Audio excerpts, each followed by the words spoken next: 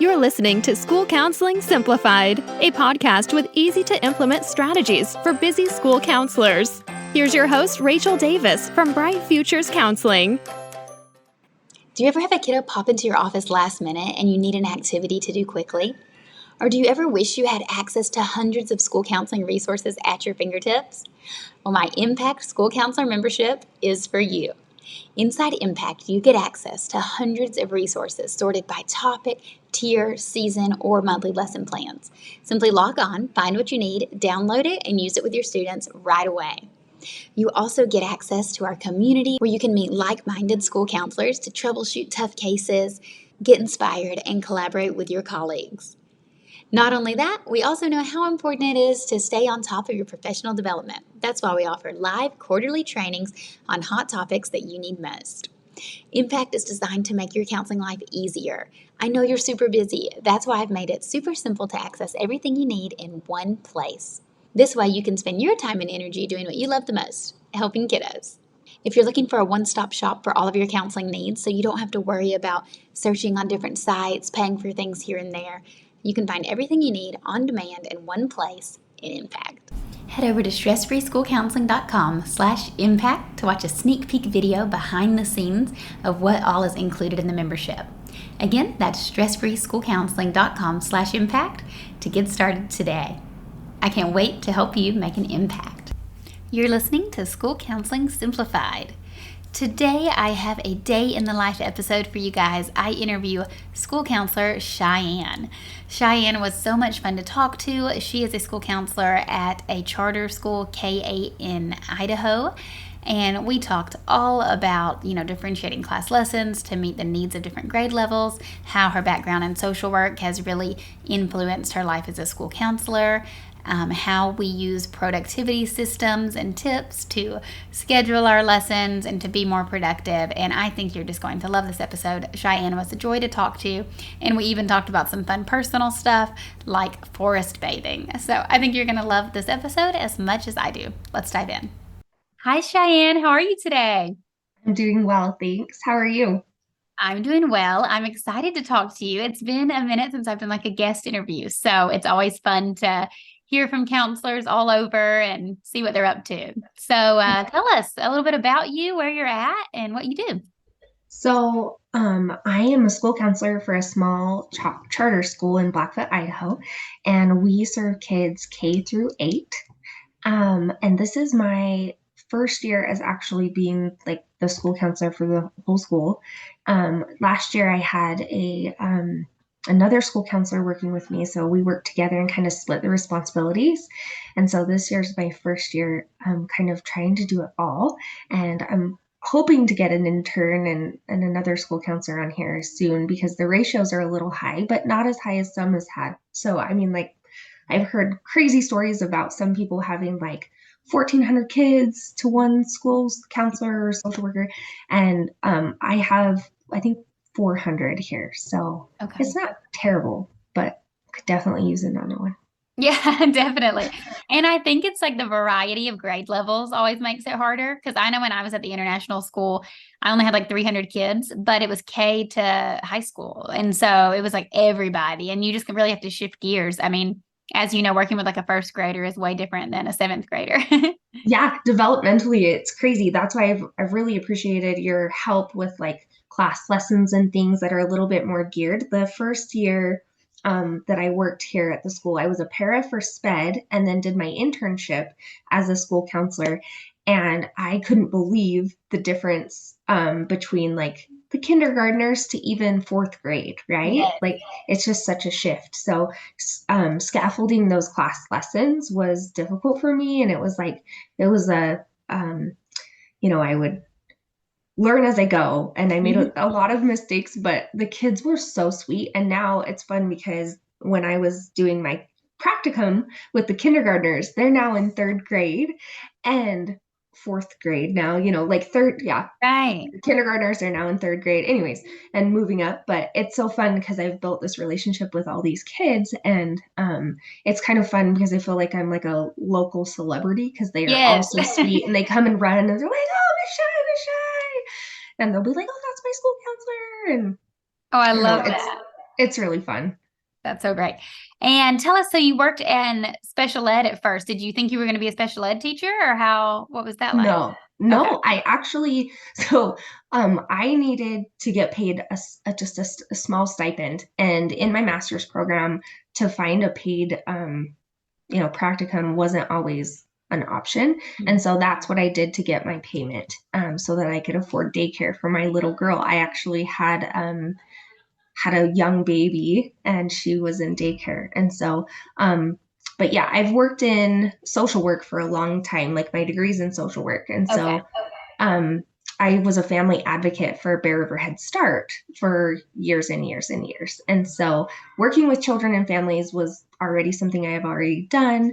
And I knew I wanted to become a school counselor because I have little kids that are in elementary school, and I wanted to work in the same school as them and have a balance of being a mom and then also being learning to be a school counselor and using my degree and working with children and families. So I love that. That's so cool that you're at the same school that your kids go to. yeah, it's fun. I have a third grader and a fifth grader now Oh, in this awesome. school. My And first then internship was in a charter school as well, and they are like a whole different world from regular like public schools. It was so cool to work at the charter school too. well, it's fun. It's been a learning curve for me, but I've really enjoyed it. Yes. So tell us, what do you love about school counseling? I mean, I just love working with the kids. I love doing those class lessons, building relationships. Actually really love when I get little extra tasks to help in the school where I'm not doing school counseling directly to kind of build those relationships and get to know the students, and the parents and families and things like that. But yeah, that's my biggest thing is just building relationships, being able to help families link them with, resources or, help the kids learn skills. And I'm learning that myself as, that first year out of school and stuff, kind of learning that piece. And Mhm. so that's been fun. And yeah, like I love working with the kids. So it's Yes. been good. I like that you said even doing those like non-counselor duties as a way to build relationships, because Yeah. so often, as you all know, I'm like a big advocate for like, do your counseling role, like say no if you don't have time, make sure you're doing your stuff. But also the reality is we might have to do those things, and to really do that perspective shift of like, oh, my bus duty or whatever can be a great time to build these relationships. I know so many people I have on the podcast say that they're in charge of like morning duty, and they're like the first face that kids see, which I think is so awesome. What's Yeah. an example of something that you were doing where you were like building a relationship with kids that wasn't really directly school counseling? So I would check in students at lunch Hmm. and like serve lunch to them sometimes. So Okay, I was yeah. kind of like lunch lady, and I loved that. And then also, once they got served, I would go and like sit with them and be a lunch buddy. I'd sit usually with the kids that maybe were sitting alone or whatnot, and I'd be like, "Can I be your lunch buddy today?" And they would be like, "Yeah." And so we'd get to know each other and we'd tell jokes, and it was just super fun. And also, I got to help in the whole like just helping keep the noise level down and Right. things like that. And, those little things. And so that was really fun. Oh, I love that. And then as a social worker, like with a social work background, do you have Mhm. any tips for like connecting parents with community resources? Like I know we had our interns one year, their whole project was like to make a community resource binder as like a way to refer parents to. But yeah, that is kind of a challenge. A lot of times counselors want to help, but if they're new to the community, or like I didn't live in the community that I worked in, so I didn't know a lot of, I wasn't like, oh, that's my kid's pediatrician or, whatever. Do you have any Yeah. recommendations for that?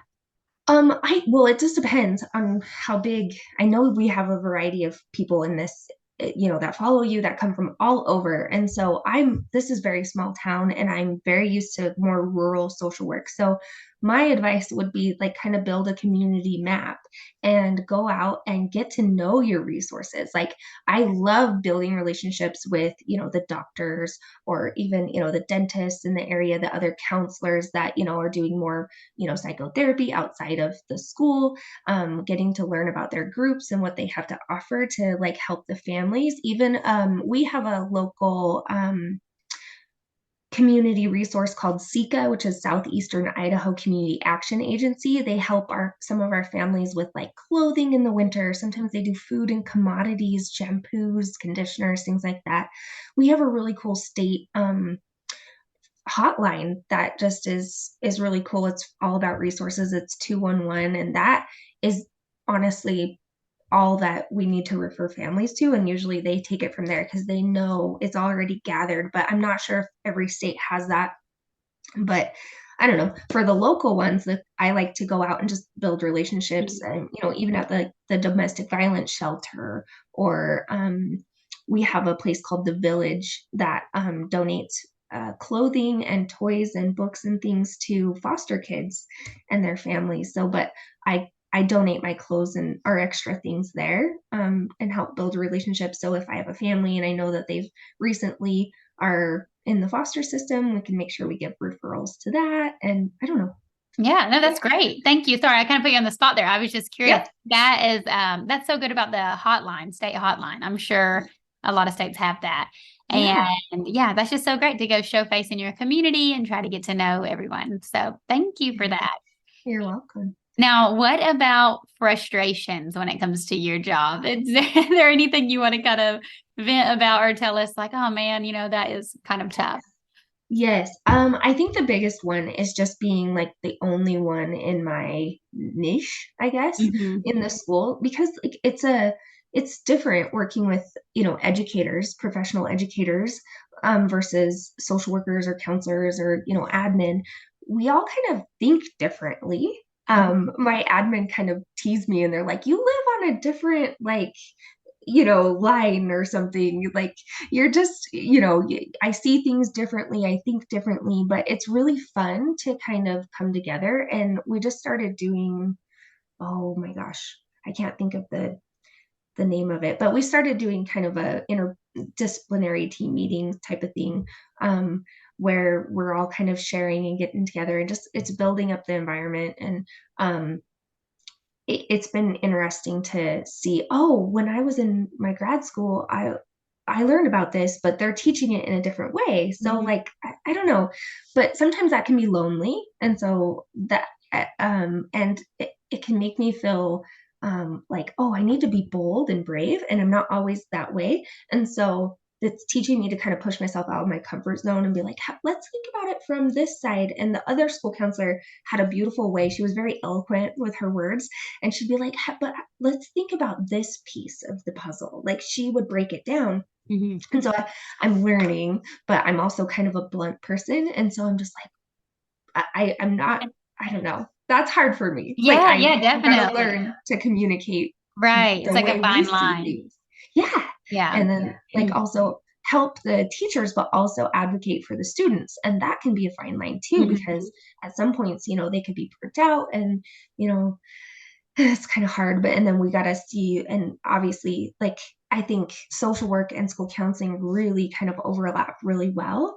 And our social work, framework, we want to look for strengths-based things. And so I think that's been the best part is like, well, okay, yes, I know X, Y, and Z is very challenging, but what are the students' strengths? And like kind of bringing that to the table has been fun. No, I love that. That's such a good answer. Yeah, it's hard when you're, like you said, trying to be the student advocate, but also like on the team, of the faculty, and understanding their needs. I know something I struggled with is I would get excited for like a behavior type intervention and be like, oh, we should do this and this, and I think this would really work. But like you said, the teacher's kind of like overwhelmed and they're like, I'm already doing this. Like, I don't have time for like an individualized behavior plan for this child. I'm already like teaching all these other things. So just, considering those needs. So I always tell counselors, like, try to get in the classrooms and like shadow the teachers and kind of like get to know them and their learning style. And that just kind of shows like respect to them and their profession as well. So that way later when it's time to collaborate, you can have, they're more receptive sometimes to feedback that isn't what they would typically do. Yeah. And I just love it when they stay in the classroom when I teach the lessons Yes. too, because that's been either a good or not so great. So sometimes they're like, oh, can I go make copies? I'm like, sure. But I prefer when they stay because usually I can also like ask them questions and the kids get to know their teacher in a different way too, which has been kind of fun. And I'd ask her like, what's your, the way you gather your kids' attention, what do you do in your class? And every teacher has a different way of doing it. And I'd ask them when I was just beginning, like, could you help me manage your classroom while I taught because I'm not really great at it yet? Like, and that was always really nice when they would help me. Yes, but the behavior management for sure. And I love that the way they gather the class because the kids are already used to that. So it's easier to just kind of adopt how each class is doing it rather than try to come up with your own. So I love that. Yeah. Now, I know every day is different, which makes our profession so exciting, but what was your typical like day in the life? What does that look like? So I guess kind of like how I've scheduled myself out. I've tried doing new things this year, and so I've really loved utilizing the Calendly for the class lessons. So I used to schedule out my class lessons same day, same time for the same teacher, grade in advance. And this year, like letting them choose. So I kind of don't know. Like, I mean, I obviously look at my week Right. the week before to come in the same day, but like sometimes I just come in and they take that first hour to either just like settle into myself and look at my calendar. What do I got today? Who am I going to be working with and kind of prepare some things for either individual, pullouts. Right now I'm going to start a group for girls with that relational Relational aggression. yeah. Relational aggression group, and that starts next week. And so I just got the permission slips out for that. And it's a small group. There's only like 4 girls, so it's gonna be good. And we're gonna do it like on their last recess, so I'm not like taking them too much from their classes. But it's gonna be fun. They're very excited. And I did wiggle worms last year with the little kids, and they loved it. So, but yeah, like a day in the life of me is like it's very up in the air. Like sometimes I'm doing class lessons, sometimes I'm meeting with kids, sometimes I'm doing crisis intervention, like a suicide assessment or things like that. And I know that's hard, but it happens even in the elementary schools, mostly with the older ones, but the younger ones will sometimes say things that they don't really understand what it means. And then we take it seriously and want to follow up and make sure that they're safe and they're okay. I also work as a counselor, well, not a counselor, a social worker at our local hospital. And so I work in the ER doing admissions type stuff there. Yeah, so it's been helpful. Yeah, definitely. Oh, that's cool that you do that as well. You have your hands full. Yeah, I just do that part-time, like nights and weekends, like every maybe 2 or 3 days a month. So it's just a little side gig. Yeah, definitely. No, I love that. And I love that you're using Calendly. That's so awesome that you got your teachers to do that. It's kind of fun. You sit down, you're like, oh, okay, I'm doing 3 lessons today or 1 lesson or they've done this. And yeah, that's great. The hardest part, like you said, was just kind of scaffolding my lessons and then coming up with a plan of, okay, well, this month I'm going to follow. I like following your yearly counseling plan, right? Yeah. And so that's been really helpful for me as well. And so this month I'm incorporating some of the lessons for this month, and then also doing some anger. And so I've done some bibliotherapy where we just talk about the books and read the books, and that's been so fun. And the kids are really enjoying that. I like to make my lessons on the Google Docs and the slides, or the Google Slides, right? And have it kind of prepared. And then obviously if it, their computer is, or their smart board isn't working or whatever, then I wing it. But I typically like to know what I'm doing and have it kind of panned out there for me. And sometimes I bring the hard copy of the book and read it myself. Sometimes I find it on YouTube, and we go over it and have discussions. But I love Sorry, that. getting a little off topic, but No, all the ideas. I know the listeners love it. It's just so nice to hear what other counselors are doing because, like you said, so often we're the only one in our building. And so it's like, oh, that's a good idea. Like, I'll start doing that. So, no, I love it. Thank you. I really loved being just having impact at the tip of my fingers, because where I don't have another school counselor here to bounce ideas off of and things, or ask questions, or, oh, I need a lesson on this. Like, it's been such a blessing. Oh, thank you. I'm so glad to hear that. Yes, Cheyenne's one of our impact members, and I'm just so happy to have you. Thank you. I'm so glad to hear. I like, sometimes create these things or have these ideas, but it's so cool just to see them like coming to fruition in real life. So thank you. Well, it's so nice not to have to reinvent the wheel. Like, it's out Absolutely. there, it's been tested, you've done it. It's, it's evidence informed. It's really great. Awesome. Thank you so much. So what advice would you give a school counselor who's brand new, just starting out? When I was doing my internship, or, my practicum, I did your first little class, like, what is it called? Boot camp? Yeah, the Yeah. counselor boot camp. And I Yeah. was just so grateful that I found that.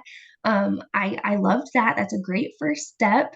And then if you're going to get into the nitty gritty, like, I would get on impact if you don't have that. And I know you did not pay me to be in advertising for this, but I'm just saying, like, it's just helped me immensely. And it's been great for those class lessons, individuals, groups, and sometimes it can feel so overwhelming with all the things that we have to do, and just figuring out ways to help, plan and have this stuff in advance is just taking the stress off my shoulders. And so it's so nice. But Thank that's what I you. would recommend. Oh, Taking the good. boot camp, joining Impact, Yeah.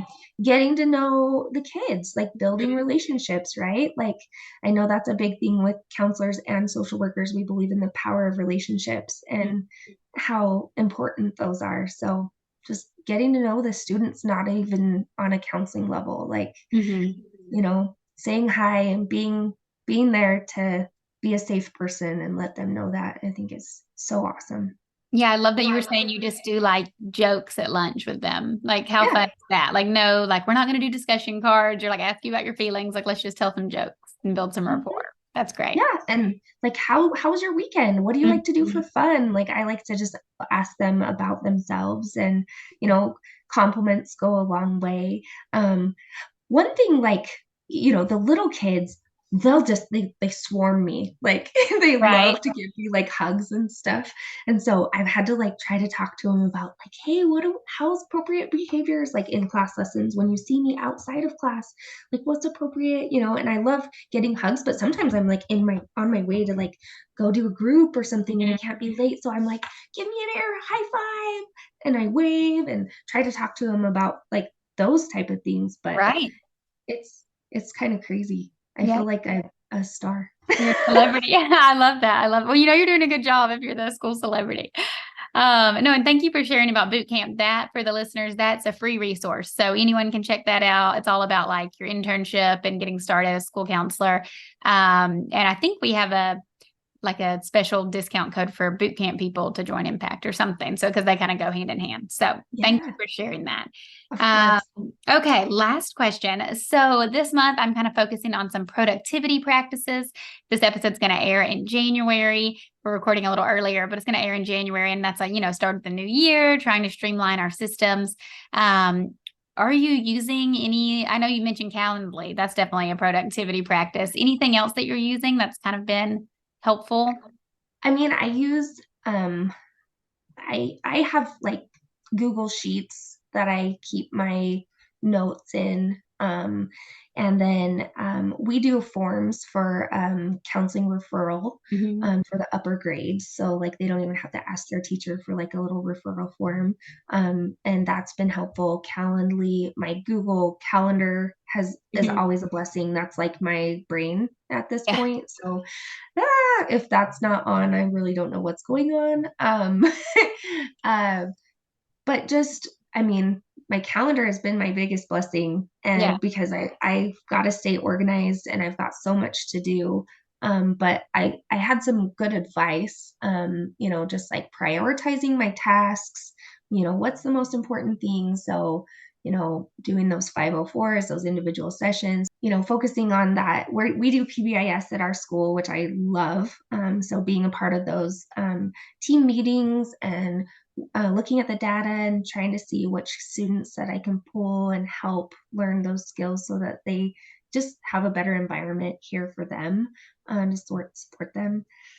Oh, what else? No, that's great. A question I meant to ask earlier, you mentioned class lessons a few times. So are you doing class lessons for K through 8 for all of them? So we do class lessons from K through 5, and then we do another thing called circles for our older kids. And that was kind of the baby of the other social worker that was here before me. And it's kind of like a Google Slides, and it's a Monday through Thursday, because we only go to school 4 days a week. But during their advisory, they do this circle time where we kind of talk about we either show them a video, like of a skill, like a mindful video, or I like DBT, dialectical behavioral therapy. So we do like a DBT type skill, or like maybe it's red ribbon week. Excuse me, my words are getting mumbled. But or like Native American Heritage Month, like, so we'll show a little video on that, and then we have just like a prompting, and we have them do a circle, and like the talking stick, and they pass it, and that way they get to know each other, and it's a safe place, and the teacher gets to know the kids, and the teacher participates in it. And so, yeah, but then we also do like a skill, we have sources of strength here at our school too. And so we use some of those skills of like their breathing skills or things like that we incorporate onto that. So I try to break it up. So Monday is like a mindful Monday, Tuesday is talk about it Tuesday, and then we have like a topic. Wednesday is watch it Wednesday, and there's usually a little video and a blurb, like where they can talk about it afterwards. And Thursday is usually a school sources of strength toolbox.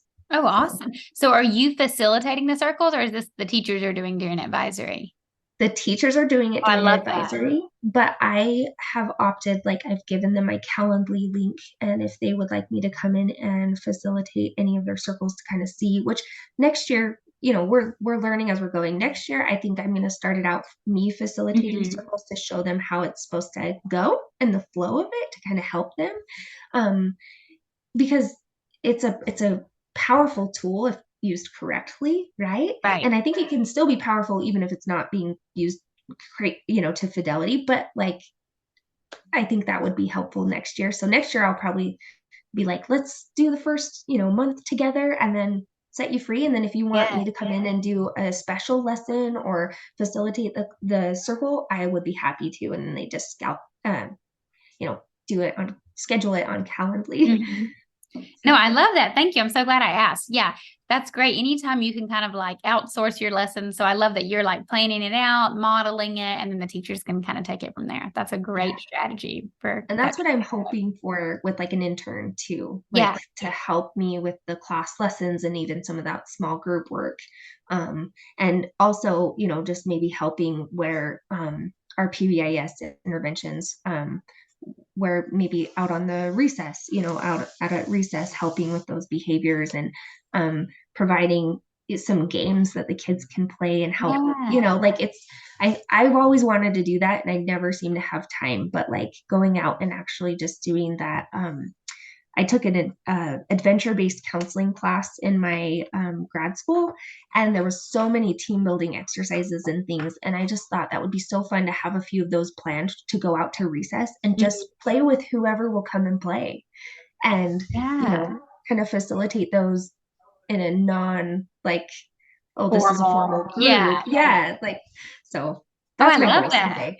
Adventure-based counseling. I wish I had that class. Oh my gosh, it was amazing. It was kind of adventure-based / ecotherapy. It was really awesome. Kind of hippy-dippy. But I love that. That was awesome. Have you ever heard of forest bathing? Yeah, okay. Yes, I have. So I went to, this is a side note, but we actually just returned from a trip to Japan in October. And that's Did you experience Sheyenne? Yes, so it's Shin Yoga forest bathing, originated in Japan. I heard about it on a podcast 2 years ago, Wild Ideas Worth Living. It's like a REI sponsored, like outdoorsy kind of podcast. And I heard about it and I was like, oh, that's amazing. I want to do it. So then we had this Japan trip planned, and obviously we were doing like Tokyo, big city. So I'm like, I've got to get like in the forest. So we went to this island called Yakushima, which is basically like Kauai. And it was just like waterfalls and forest and ancient cedar trees. Oh, And that's awesome. yeah, it was amazing. And I was like, I'm here. I'm finally doing it. That's amazing. It was great. Yeah. Yeah, there's a ton of research on how like just the air itself and just being in the environment in those ancient forests are so good for your soul. So you know, like they're so good for your mental health. So right. And you're in Idaho, so I'm sure you have beautiful nature and forest everywhere. Yes, we have a lot of public lands, which is cool. And so where I live, it's more of the plains. It's kind of a deserty area, but it's pretty quick to any mountains. But yeah, I don't want to brag too much about Idaho. We don't want too many people coming. Well, I've never been, but now I want to go. Okay. I mean, at least explore Yellowstone, right? Yes. Yellowstone. For sure. Well, this has been awesome. Thank you so much for coming on and sharing with us all of your wisdom. It has been awesome to chat with you, Sheyenne. Yes. So Thank you for all your support. Yeah, of course. Can I share, do you have a school website or email or something if people want to follow up with you? Or I don't know if you want to. Yeah, you can reach me on my school email. That would be fine. I don't really have a website. Our school email or our school website is kind of under construction right now. So I'm looking for ideas on what to do there. But yeah, email would be great if anybody has any questions. Yeah, we'll link to everything in the show notes as well. So thank you so much. It was awesome talking to you. Yeah, it was fun. Thank you. Thanks for listening to School Counseling Simplified. You can find the links from today's episode in the show notes. If you'd like to connect with Rachel, she's on Instagram and Teachers Pay Teachers at Bright Futures Counseling. Be sure to subscribe to the podcast so you don't miss any episodes of School Counseling Simplified. Talk to you next week.